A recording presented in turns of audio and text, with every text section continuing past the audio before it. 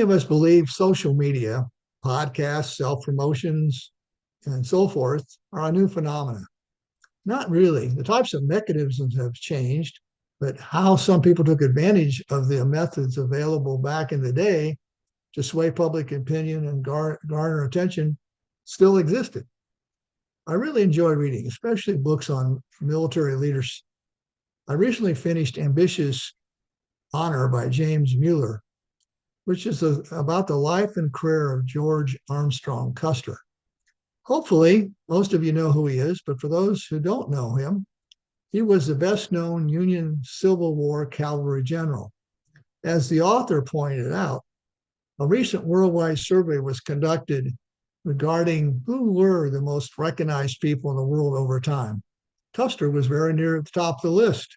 He was more recognized than Ulysses S. Grant, the leader of the Union Army and the follow-on president of the United States. Why? Custer was able to harness the tools available at the time, capture the attention of the general population through the major media devices of the day: newspapers, national magazines, and a new device called the telegraph. The author pointed out that Custer was an avid writer. He would often write letters of 8 to 10 pages to friends, family, his wife, and other influencers of the time. He was actually a recognized author and was sought out by national publications, newspapers, again, and national magazines. Many of those publications grew over 400% during the war. They were the primary way the general population and families found out about what was happening during the Civil War, including providing lists of people who were killed in the various battles. Custer understood how to keep a story compelling and grab their attention, building the excitement of the battle and causing the readers to feel part of the story. He understood how to build a story by providing details many other writers didn't, take the readers through an emotional experience. Even though the stories were true, he often self-embellished his success. He also understood how important it was to build relationships and use war correspondents to maximize the publicity of his success.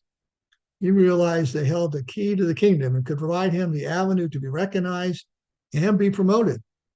He truly was an influencer of the time, so much so that after the war, when President Grant relieved him of command of the 7th Cavalry, citizens, publications, and journalists clamored for his reinstatement.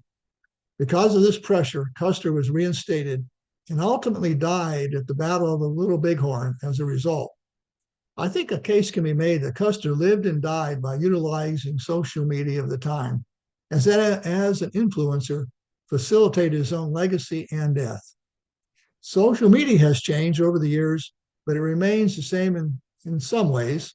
Some people who truly understand the power available of these tools can create a legacy that might last longer than life itself.